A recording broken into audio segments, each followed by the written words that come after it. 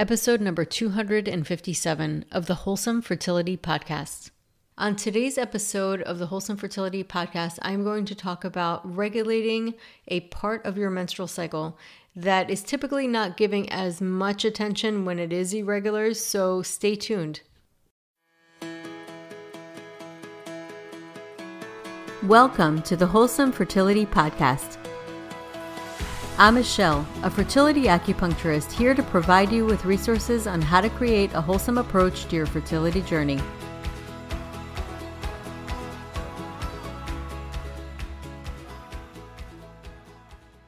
Welcome to the Wholesome Fertility Podcast. So today I'm actually going to talk about a topic that one of my listeners, a really sweet lady who reached out on Instagram, reached out to me asking about this. And I thought, what an amazing idea. And if you are listening, you know who you are. If you are listening, I know that it seems like a really long time from the time that you had mentioned this to the time that this is going live. That is pretty typical for podcasts because production, and then we have things scheduled for many weeks, if not months in advance. So that does happen with podcasting. But I want to say thank you because this topic is really important. It is something that not a lot of people talk about, and that is the follicular phase of the menstrual cycle. And when that is short, because you often hear about a short luteal phase or a luteal phase dysfunction, but not too often do you hear about follicular phase being too short. People talk about it just in general speak if things are a little off in general, but today I'm going to really be honing in on the follicular phase and specifically short follicular phase in your menstrual cycle, what it could signify and what you could do about it. Before I get started, I'm just going to talk about the regular menstrual cycle. So when we hear menstrual cycle, sometimes people think of just the bleed. The menstrual cycle refers to the whole cycle of a woman's reproductive lunar phase or like monthly phase. So that means that it begins on the day of the bleed when somebody has a full bleed of their period. So it's not spotting. It's actually considered to begin on the day of a bleed. So it has to be like a flow. And that would be day one of your menstrual cycle. We often look at it as 4 phases. So the first phase is the bleed. The second phase, the bleed is also considered part of the follicular phase. And then after the bleed until ovulation is considered phase 2, which is the follicular phase. And then there's ovulation, which is the third phase. And then luteal phase, which is kind of the longest phase, which is after ovulation until the day of the next period or continues on in pregnancy. So you have these different 4 phases, and it's important that ovulation takes place, generally speaking, in the middle.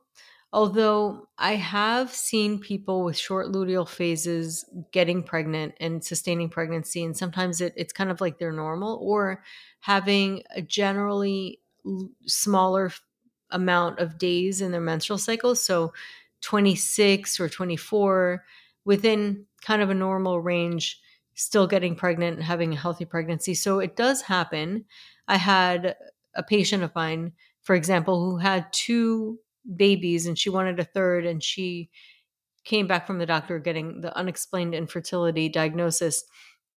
And I helped her improve her menstrual cycle, even though she didn't necessarily need it in the first 2, but we were able to shift and change the menstrual cycle so that it increased, the temperature went up, and the time of ovulation became more centered in the menstrual cycle. So it is possible. I've seen it happen not only with herbs, but also with supplements.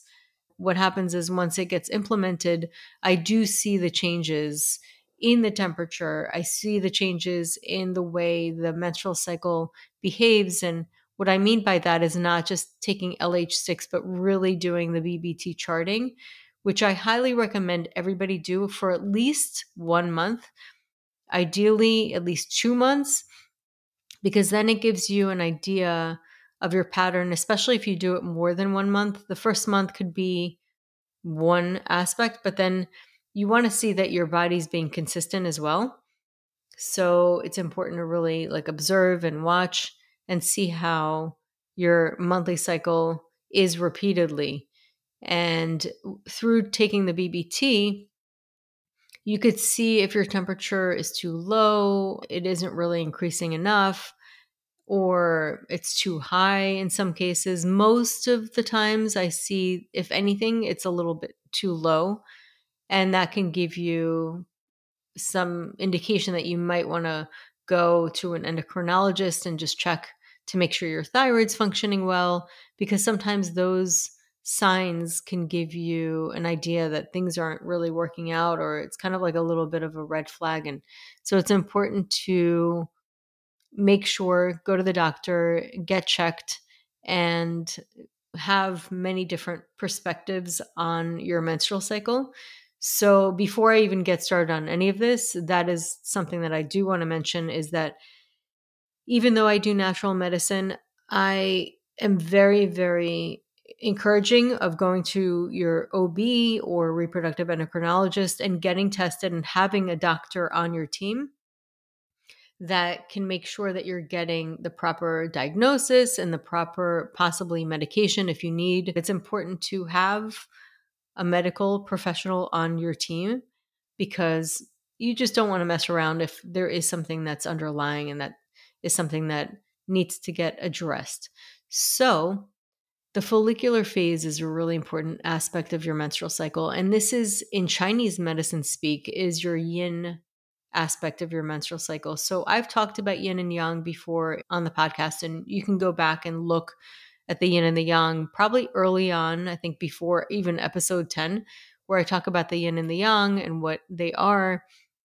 And I even have an episode on the yin and the yang of the menstrual cycle. The easiest thing to do is Google the Wholesome Fertility podcast and then put in yin and yang or menstrual cycle. And you can even do, the heart uterus connection, all of these different things you can kind of check out by just Googling. And so the yin aspect of it, yin in general, is a little bit more of a feminine aspect of the yin and yang balance. So the yin is more of the egg, it's more fluid, it's more cooling. And if you see the BBT chart, like a standard BBT chart, you'll see that the temperature is around 97 degrees around that time. And then the yang part is the luteal phase. So the follicular phase is a little bit more yin. That is when estrogen, which is a yin hormone, increases, and that aspect of it also supports. So you want a good amount of estrogen in the body to support that yin phase of your cycle, so follicular phase of the cycle. And for women, as they age, the yin decreases, so they become more yin deficient. When they're younger, they have lots of yin. And if you think about the follicular phase, you can also think about the cervical mucus. And yin is all about fluids, all about moisturizing your body. So that aspect of the cervical fluid is a very yin aspect of the body.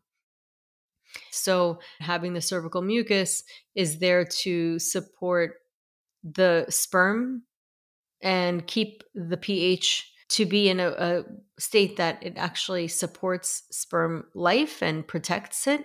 So the moisturizing aspect of it protects it, also helps the sperm swim.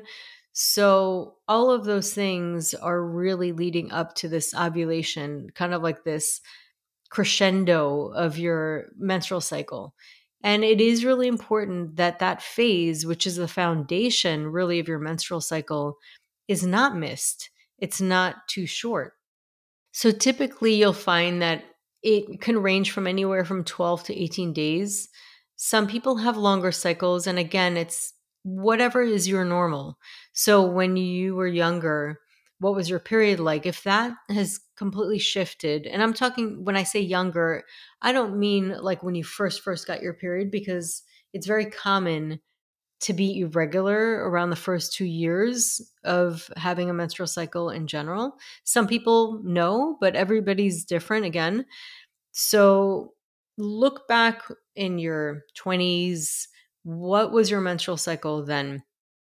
Hopefully, because if you were on the birth control pill, you really can't get an indication on what that was like. But what was it like off of the birth control pill? What did it behave like? Was it long? Was it irregular? Was it short? And sometimes, if people always tended to have long ones, yes, it is possible to regulate them, but that could be just your normal.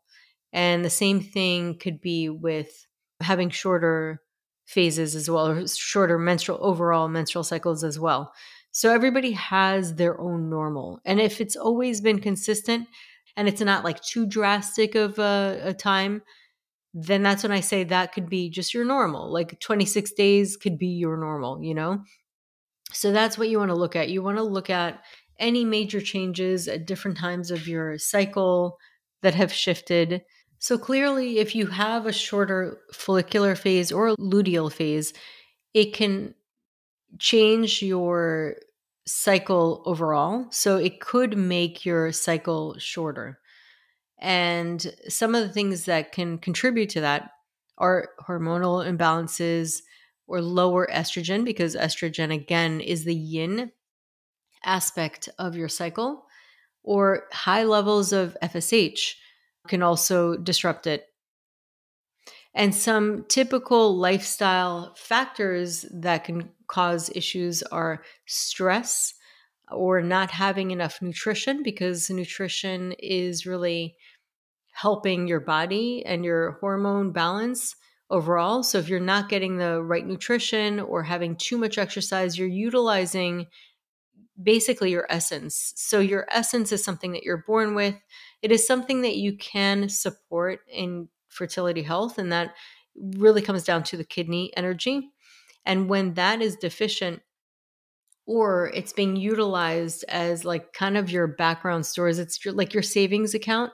And when you don't have enough energy in your body because you're not getting adequate nutrition, or you're utilizing it too much with excessive exercise, or you're over exerting yourself with work or stress, and that is utilizing your energy, which is, I always talk about how important energy is when it comes to fertility health, then yes, it's going to impact your ability to support that ovulation and support that process and really get to that crescendo. And think about it. You really need to bring yourself up to a certain point. You need the energy reserves of your body to get yourself to that follicular phase and to increase the uterine lining and utilize that blood flow and utilize all of the mechanisms that support ovulation. So, when we talk about nutrition in general and having a balanced diet, it's not just eating the right things and it's not just taking the right supplements. It really comes down to number one, before that, the foundation of that is that you don't have high inflammation in your body.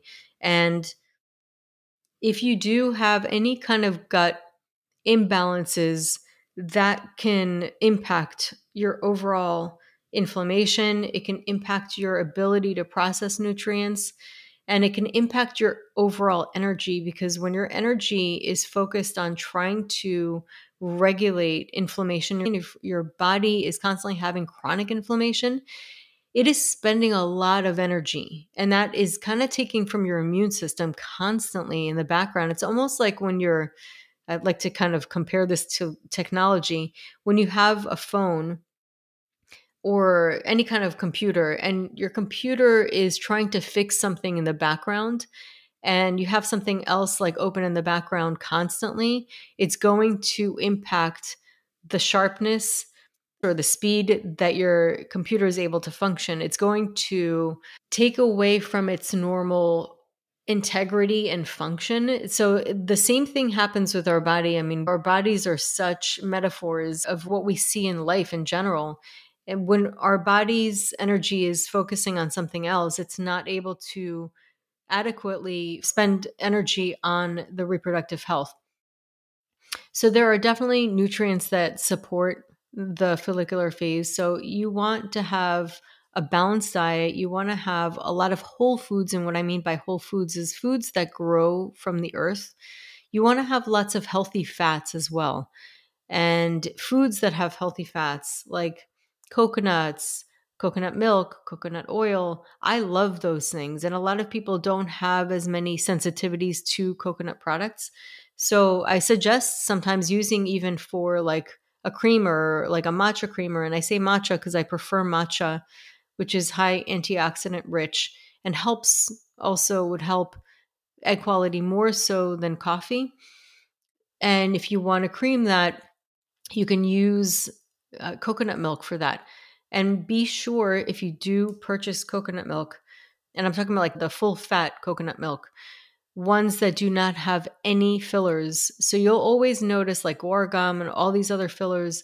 Sometimes that can aggravate your intestinal lining. So I suggest using coconut milk that has nothing else and is organic. And that's the best way. And you could take it, put it in a jar, keep it in the fridge, add it to virtually anything. You can also make lots of really delicious chia seed puddings with that. And it has that healthy fat intake, and then lowering sugar and processed foods because that can increase inflammation in the body.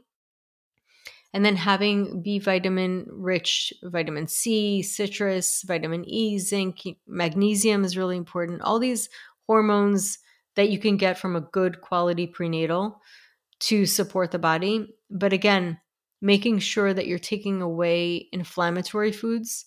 Anything that makes you bloated after you eat it, that's a huge red flag. So make sure that you are not eating things that are causing you fatigue, causing you headaches, causing you to feel sleepy after eating, when you're digesting, working extra hard, causing you bloating, loose stool, or constipation. Those are all hints. And believe it or not, I've had people that have been constipated always. It's like they're normal. Completely fix that and shift it from diet, supplements, acupuncture as well. But it doesn't have to be only with acupuncture. If you can't get to an acupuncturist, that is not your only means at all for regulating that. So your stool should be regulated. You should see firm stool, not too hard, not too soft, and formed. So those are all things that can really impact your ability to get the nutrients that you need. The healthy fats are what is going to support your estrogen synthesis. So it's important to have healthy fats because that is the backbone of a lot of your hormones. So chronic stress is another one, and that can throw off your hormone balance. So there are many ways to do this. And in this day and age, you really need to be proactive on how you do it and what you do. So you almost have to go out of your way to overcompensate the normal stressors that we are dealing with. And some of the ways to do this is by movement. So meditation's amazing too, but if you can't get to meditation right away or you feel a little too edgy, you can do movement. And yoga is an amazing way because when you get into your body, you're almost getting to the somatic aspect of the stress or the emotions. You start to become aware of your body. When you become aware of your body, you can manage stress a little better. And that's like focusing on your breath and paying attention to your breath and that like really getting into that rhythm. And then also massaging your abdomen. So that can also help de stress because any kind of touch and movement that you're doing, like pressure on your body, self massage, you could do your whole body, but definitely abdominal massage, getting that blood flow to the uterus, to the ovaries. The blood is basically what is carrying all of the nutrients that you are taking in from food. And when you have that blood flow, you are supporting and encouraging those nutrients to get into your ovaries, which are going to support the growth of your follicles. So ultimately, that is a very important component. And one of the reasons why acupuncture, not the only reason, but one of the reasons why acupuncture is so amazing when it comes to fertility health, because it forces the body's attention to an area in your abdomen and gets more blood flow to the pelvis. And that supports your uterine lining, it supports your ovaries, and all of that helps to maintain balance with your hormones. So that is really important as well. And then maintaining a healthy weight, because if you have enough fat in your body, that can impact your estrogen levels overall. So it is really important to do that to maintain a healthy weight. Know that you're having enough dietary fats and also bodily fat, because even if you're having a lot of dietary fats and maybe your carbs are way too low, you want to have healthy carbs. You want to have like a really good balanced diet so that your body's able to collect fat. And of course, you just want to maintain a balanced, healthy weight so that your body can support hormone balance.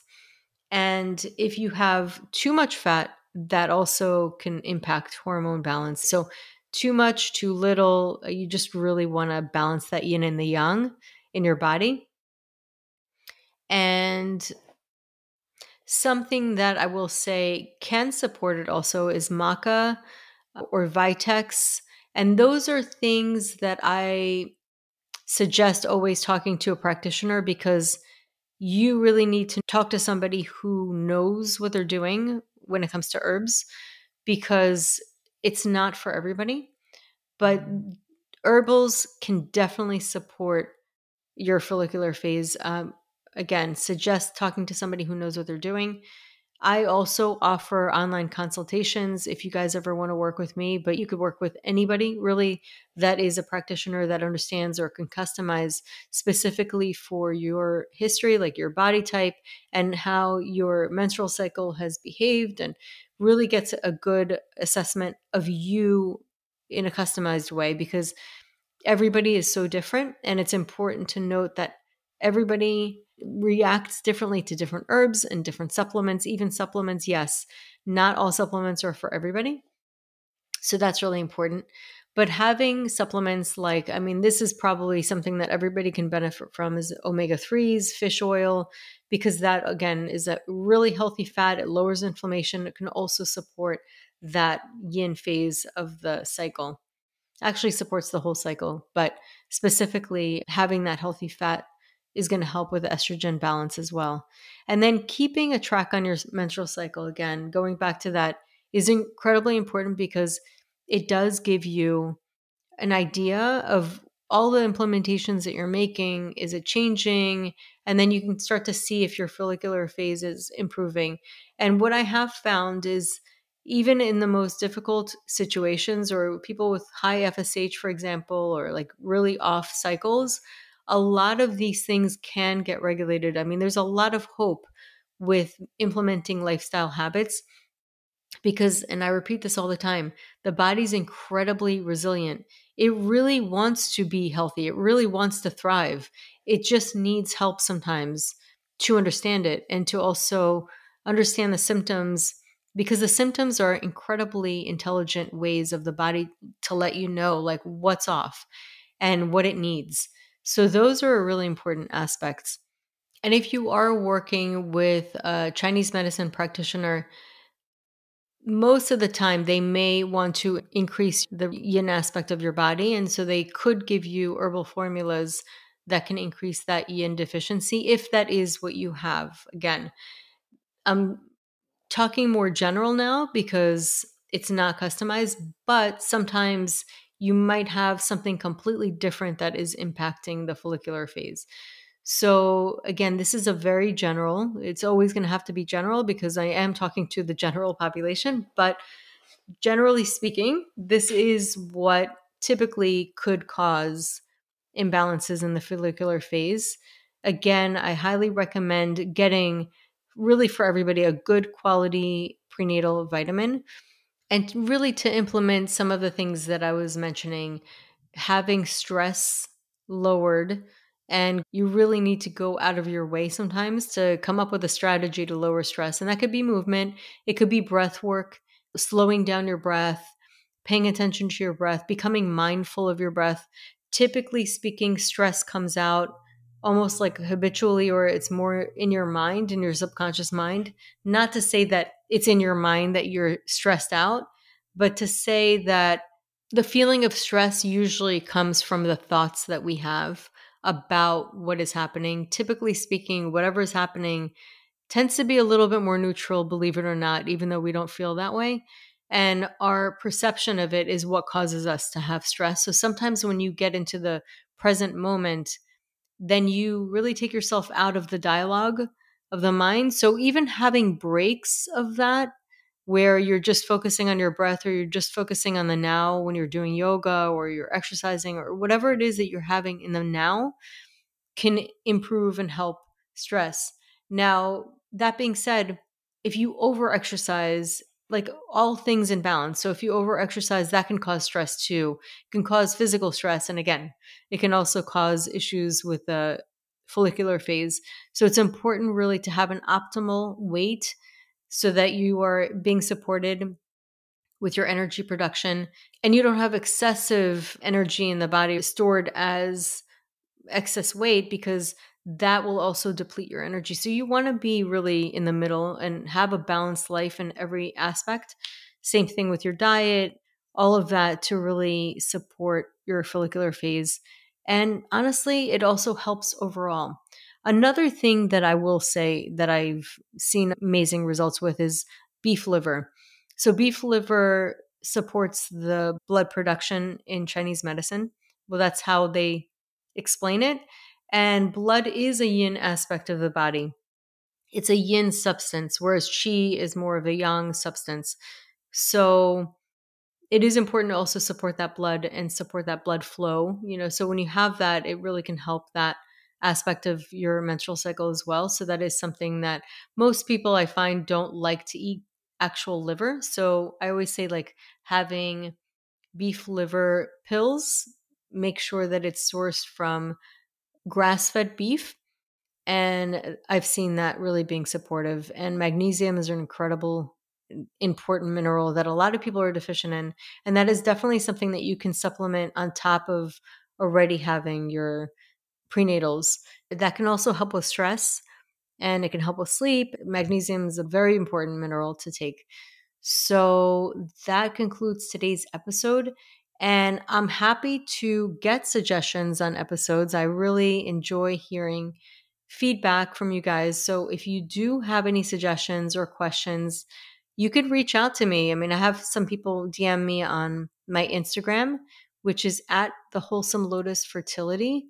I do share tons, and I mean tons, of information on fertility health, menstrual cycle health on my Instagram. So it is a great resource for free content. And I hope to hear from you guys. So thank you so much for listening in, and I hope you have a beautiful day. So that concludes today's episode. You can find all of the links mentioned on the episode notes.